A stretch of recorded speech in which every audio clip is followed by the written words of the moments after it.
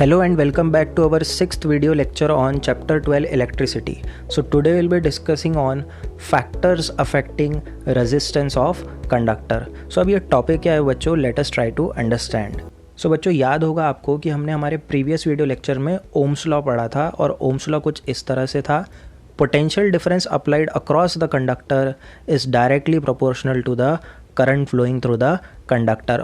और हमने कहा था कुछ इस तरह से कि V is directly proportional to I such that V becomes equal to IR where R is the constant of proportionality which is nothing but the resistance of conductor. But अगर आप हमारे ओम्स लॉ के जो last phrase को देखोगे जहाँ पर लिखा है given that the temperature and physical state of the conductor remain same. So ये जो हमारा जो लास्ट फ्रेज आपको दिख रहा है ओम्स लॉ का, ये हमें आज समझना पड़ेगा. ये जो लास्ट फ्रेज है हमारे ओम्स लॉ का, ये ओम्स लॉ का लिमिटेशन है. करेक्ट. अगर ये कंडीशन सेटिस्फाई नहीं होती है तो ओम्स लॉ फेल हो जाएगा. Correct. So this is the limitation of Ohm's law. Correct. So for Ohm's law to be valid the conductors or you can say the resistors temperature and physical state should not change. तो यहाँ पर जो temperature और physical state की बात की जा रही है कंडक्टर की, वो किसके लिए बात की जा रही है? कंडक्टर के रेजिस्टेंस के लिए. करेक्ट. जैसा मैंने कहा था कि हर कंडक्टर अपने आप में एक रेजिस्टर होता है. हर कंडक्टर, हर मेटल के अंदर एटम्स का क्लस्टर होता है जिसके गैप्स के थ्रू इलेक्ट्रॉन पास होने की कोशिश करते हैं. करेक्ट. कुछ मेटल्स में एटॉमिक गैप्स कम होते हैं तो इलेक्ट्रॉन को रेजिस्टेंस ज़्यादा मिलता है. कुछ मेटल्स में एटॉमिक गैप ज़्यादा होते हैं तो इलेक्ट्रॉन को रेजिस्टेंस कम मिलता है. तो हर कंडक्टर का अपना रेजिस्टेंस होता है. करेक्ट. और ये जो कंडक्टर का जो रेजिस्टेंस है it depends ultimately on the temperature of the conductor and physical state of the conductor. Physical state का मतलब the dimension, the size of the conductor, the length and the thickness of the conducting wire. अगर हमारे conductor का physical state या temperature change हो जाता है तो हमारे कंडक्टर का रेजिस्टेंस भी चेंज हो जाएगा बच्चों. और रेजिस्टेंस अगर चेंज हो गया तो ओम्स लॉ फेल हो जाएगा. करेक्ट. क्योंकि हमारे ओम्स लॉ का जो फॉर्मूला है V इक्वल टू IR, यहाँ पर R कांस्टेंट है. अगर हमारा कांस्टेंट ही नहीं रहा, वो चेंज हो गया तो ओम्स लॉ क्या हो जाएगा? फेल हो जाएगा. करेक्ट. सो आज हम देखने वाले हैं कि कैसे अगर फिजिकल स्टेट कंडक्टर का चेंज होता है या टेम्परेचर चेंज होता है तो रेजिस्टेंस कैसे चेंज होगा, ये हम आज डिस्कस करने वाले हैं. For that let us take a cell of 1 volt and we try to connect the cell to an ammeter which can possibly measure the current and we know that the cell has the terminals which are positive and negative. अब इस cell को हम connect करेंगे एक wire से, जो कि आप देख सकते हो हम हाईलाइट कर रहे हैं. ग्रे कलर का वायर है जिसे हम कहते हैं nichrome wire. Correct. So nichrome is an alloy made up of nickel and chromium. Correct. So इस तरह से निक्रोम का हमने एलॉय वायर लिया है. ये हमने इस सेल को कनेक्ट किया है. एज्यूम करते हैं कि हमारा निक्रोम वायर का लेंथ है L और उसका क्रॉस सेक्शनल एरिया है capital A. So cross sectional area का मतलब क्या होता है बच्चों? आपको पता है कि हर वायर जो होता है एक थिन सिलेंडर की तरह होता है. Correct. Every wire if you observe looks like a very thin cylinder. अभी आप अगर इस वायर का क्रॉस सेक्शन देखें, क्रॉस सेक्शन मतलब जो वायर का साइड व्यू है. करेक्ट. ये होता है cross section. It is of circular shape. Okay.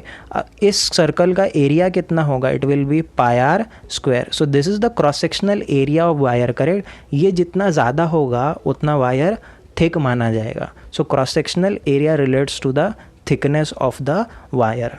सो हम एज्यूम कर रहे हैं हमारे निक्रोम वायर का लेंथ है capital L and cross sectional area है A.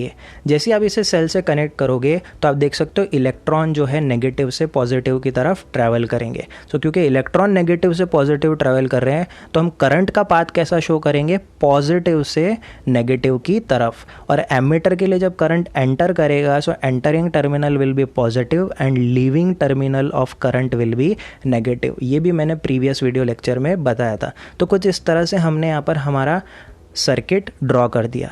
अब एज्यूम करते हैं कि हमारे एमीटर ने हमें कुछ ना कुछ रीडिंग दी है. हम ये रीडिंग नोट करने की कोशिश करेंगे हमारे इस टेबल में. सो आप देख रहे हो हमारे यहाँ पर इस टेबल में हम हमारे सेल के वोल्टेज को चेंज करने वाले नहीं हैं। हम वायर के साइज़ को चेंज करते जाएंगे बट सेल के वोल्टेज को फिक्स रख रहे हैं जो कि है 1 वोल्ट। सबसे पहले हम ले रहे हैं हमारा निक्रोम वायर, जैसा मैंने कहा उसका लेंथ है capital L and cross sectional area है A। एज्यूम करते हैं इस डायग्राम में हमारे एमीटर ने कितने एम्पियर की रीडिंग दी, 1 एम्पियर। सो 1 वोल्ट के लिए हमारी करंट की रीडिंग आ रही है 1 एम्पियर। तो ओम्स लॉ के हिसाब से हमारा रेजिस्टेंस V/I क्या रहना चाहिए, 1/1 which is 1 Om, correct. So हम यहाँ पर ऑब्जर्व कर सकते हैं कि जो हमारा निक्रोम वायर है उसका रेजिस्टेंस कितना मिल रहा है हमें, 1 ओम का रेजिस्टेंस हमें मिल रहा है। कैसे पता चला, क्योंकि हमने यहाँ पर वोल्टेज जो हम अप्लाई कर रहे हैं वो हमें पता है 1 वोल्ट और हमने करंट मेजर कर दिया जो कि कितना आया है 1 एम्पियर। सो ओम्स लॉ का जो फॉर्मूला है उससे हमने R निकाला as V/I which is 1/1 is equal to 1 ओम।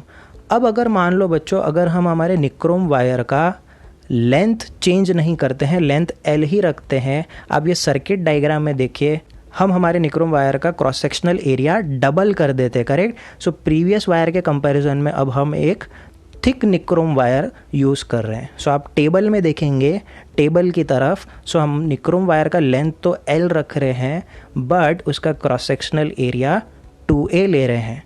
जब हमने ऐसा निक्रोम वायर यहाँ पर कनेक्ट किया, प्रीवियस वायर को हटाकर जब हमने इस वायर को यहाँ पर कनेक्ट किया तो ऑब्जर्व ये किया गया कि हमारे करंट की रीडिंग उसी 1 वोल्ट के लिए कितनी आई, डबल आई, 2 एम्पियर आई, करेक्ट। सो हम यहाँ ऑब्जर्व कर रहे हैं कि जितना वायर थिक होगा उस वायर से करंट उतना ज़्यादा क्या होगा, पास होगा। अगर करंट ज़्यादा पास होगा तो ऑब्वियसली वायर का रेजिस्टेंस क्या हो जाएगा, कम हो जाएगा, जो आप यहाँ मैथमेटिकली भी कैलकुलेट कर सकते हो, V/I which will be 1/2 which will be 0.5 ohms. So बच्चों ये जो मैं रीडिंग्स आपको दे रहा हूँ, ये जो वैल्यूज़ दे रहा हूँ, ये सिर्फ आपके अंडरस्टैंडिंग के लिए है। ये वैल्यूज़ सारी हाइपोथेटिकल वैल्यूज़ है बट इनसे काफ़ी हद तक मिलती जुलती वैल्यूज़ एक्सपेरिमेंटली ऑब्जर्व की गई थी। हमें यहाँ पर सिर्फ क्वालिटेटिवली ये समझना है कि जब हम हमारे कंडक्टर का क्रॉस सेक्शनल एरिया बढ़ा देते हैं, वायर थिक यूज़ करते हैं, तो करंट भी क्या हो जाता है, बढ़ जाता है, इलेक्ट्रॉन्स ज़्यादा अमाउंट में ट्रैवल करने लग जाते हैं, जिस वजह से हमारे कंडक्टर का रेजिस्टेंस कम हो जाता है। तो आप देख रहे हो हमने सबसे पहला फिजिकल स्टेट यहाँ पर चेंज किया है कंडक्टर का, जो कि है क्रॉस सेक्शनल एरिया। जैसे हमने कंडक्टर का क्रॉस सेक्शनल एरिया चेंज किया, हमारा अब रेजिस्टेंस कांस्टेंट नहीं रहा, वो 1 ओम से चेंज होकर कितना हो गया, 0.5 ओम का हो गया। तो आप देख रहे हो हमने हमारा एक फिजिकल स्टेट A को 2A में कन्वर्ट किया, जिस वजह से हमारा रेजिस्टेंस 1 ओम से किस में कन्वर्ट हो गया, 0.5 ओम में। सो फिजिकल स्टेट चेंज करने से हमारा जो कंडक्टर का जो कांस्टेंट वैल्यू है रेजिस्टेंस, वो भी क्या हो रहा है, चेंज हो रहा है। ओम्स लॉ हमें ये कहता है कि ये फिजिकल स्टेट जब तक आप वायर के नहीं बदल रहे हो तब तक आपके वायर का रेजिस्टेंस चेंज होने वाला नहीं है। जैसे ही आपने फिजिकल स्टेट चेंज कर दिया तो वायर का रेजिस्टेंस चेंज हो जाएगा और सर्किट में फ्लो होने वाला करंट भी क्या हो जाएगा, चेंज हो जाएगा। सो आप देख रहे हो ओम्स लॉ ने हमें कहा था V is directly proportional to I, correct. So अब जब तक हम V नहीं बढ़ाएंगे तो I भी नहीं बढ़ना चाहिए, बट क्योंकि हमने यहाँ पर थिन की जगह थिक वायर यूज़ किया तो बिना V को चेंज किए हमारा I क्या हो गया, इंक्रीज हो गया, करेक्ट। सो यहाँ पर ओम्स लॉ क्या हो गया, फेल हो गया, करेक्ट। हमने तो V बढ़ाया ही नहीं, फिर भी I बढ़ गया, करेक्ट। क्यों बढ़ गया, क्योंकि हमने हमारे कंडक्टर का फिजिकल स्टेट चेंज कर दिया। सो ओम्स लॉ कहता है कि V और I डायरेक्ट प्रोपोर्शन में तब रहेंगे, I V के साथ तब बढ़ेगा जब आप आपके रेजिस्टेंस को चेंज नहीं करोगे। अगर आपने रेजिस्टेंस को चेंज ही कर दिया तो बिना V बढ़ाए ही I क्या हो जाएगा, बढ़ जाएगा। अब हम क्या करेंगे बच्चों, अगर आप इस सर्किट डायग्राम में हमारे निक्रोम वायर को देखेंगे, अब हम हमारे वायर के थिकनेस को वापस पहले जितना कर देंगे, करेक्ट, बट हमारे वायर के लेंथ को क्या कर देंगे, आप देख सकते हो डायग्राम में, हम हमारे वायर के लेंथ को डबल कर देंगे, करेक्ट। अब हमारे निक्रोम वायर की लेंथ क्या हो गई है, डबल। सो अब आप हमारे टेबल में देखिए, वायर वाला जो कॉलम है उसमें हम जो निक्रोम वायर यूज़ कर रहे हैं उसका लेंथ है 12, बट थिकनेस हमारी पहले जैसे ही है। ऑब्जर्व ये किया गया था कि जैसे ही हम हमारे वायर के लेंथ को डबल करते हैं तो एमीटर की रीडिंग में करंट डिक्रीज़ हो गया, करेक्ट। करंट आप देख रहे हो कि लेंथ डबल करने से डिक्रीज़ हो गया। अब अगर आप रेजिस्टेंस कैलकुलेट करोगे V/I से, तो V है आपका 1 वोल्ट डिवाइडेड बाय I है 0.5 एम्पियर, तो 1/0.5 हो जाएगा 2 ओम्स। सो आप देख रहे हो कि लेंथ डबल करने से करंट घट जा रहा है और रेजिस्टेंस बढ़ जा रहा है, करेक्ट। सो यहाँ पर हमने हमारा दूसरा फिजिकल स्टेट चेंज करने की कोशिश की, जो कि है length of the wire. So even if you change the length of the wire without decreasing the voltage, the current got decreased, correct? So in this way your resistance got changed and Ohm's law got invalid. अब मान लीजिए बच्चों, हम यहाँ पर बजाय nichrome wire के हम उसी लेंथ और एरिया का अगर हम एक कॉपर का वायर यूज़ कर लें, करेक्ट। हमने यहाँ पर लेंथ और एरिया चेंज नहीं कर रहे, बट हम वायर का मटेरियल ही चेंज कर दे रहे हैं। अब आपको पता है कि मटेरियल चेंज करने का मतलब क्या, दूसरा मेटल अगर आप यूज़ कर रहे हो तो इंटर एटॉमिक गैप्स अपने आप क्या हो जाएंगे, चेंज हो जाएंगे। तो जैसे आप यहाँ पर टेबल में देखोगे, हम हमारा कॉपर का वायर यूज़ करते हैं, तो ऑब्जर्व ये किया गया कि जो निक्रोम का वायर जिस लेंथ और एरिया का था, उसी लेंथ और एरिया का अगर हम कॉपर वायर यूज़ करते हैं, तो आप देख रहे हो निक्रोम में तो करंट 1 एम्पियर आया था, बट कॉपर वायर के लिए करंट ऑब्जर्व किया गया लेट अस से 4 एम्पियर, करेक्ट। सो अब कॉपर वायर में उसी लेंथ और एरिया में कॉपर वायर हमें ज़्यादा करंट दे रहा है, तो ऑब्वियसली कॉपर में इंटर एटॉमिक गैप्स क्या हो सकते हैं, निक्रोम से ज़्यादा हो सकते हैं, इसलिए कॉपर हमें ज़्यादा करंट प्रोवाइड कर रहा है और इस तरह से कॉपर का रेजिस्टेंस क्या हो जाएगा, कम हो जाएगा, 0.25 ओम्स हो जाएगा।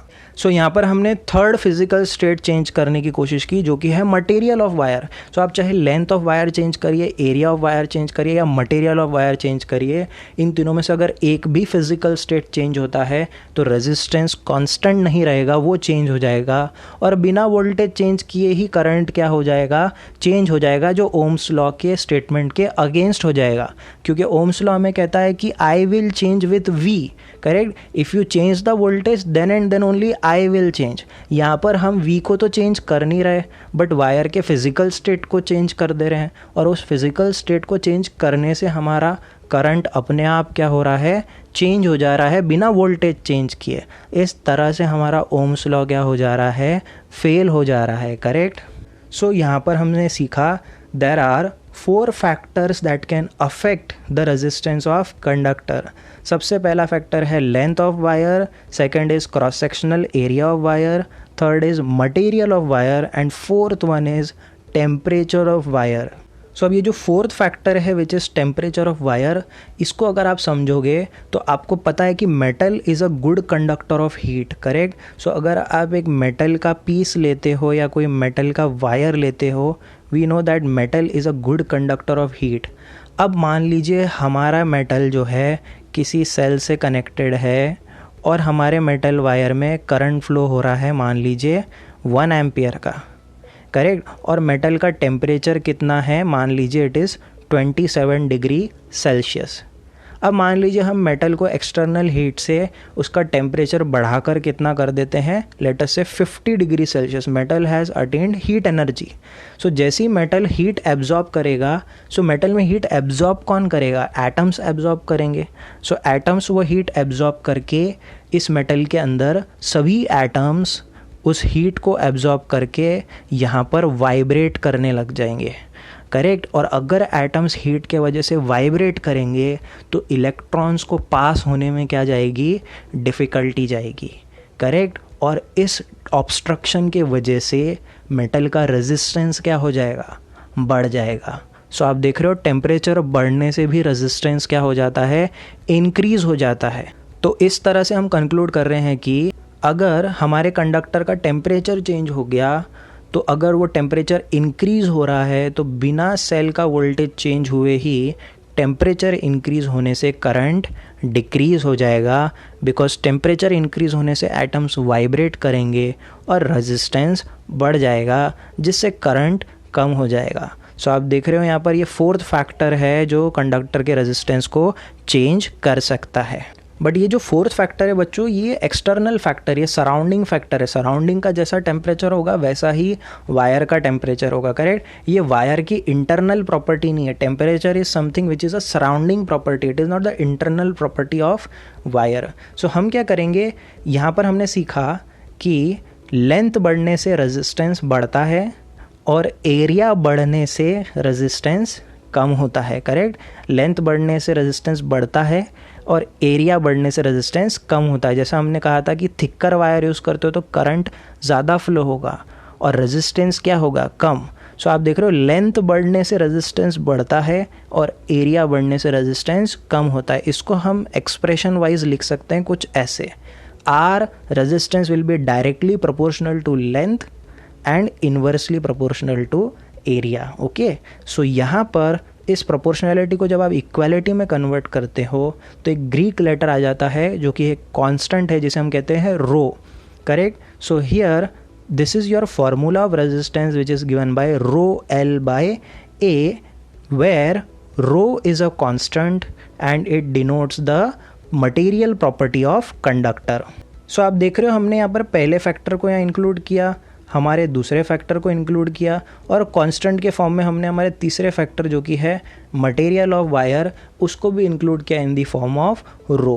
सो रो क्या इंडिकेट करता है, मटेरियल प्रॉपर्टी ऑफ वायर।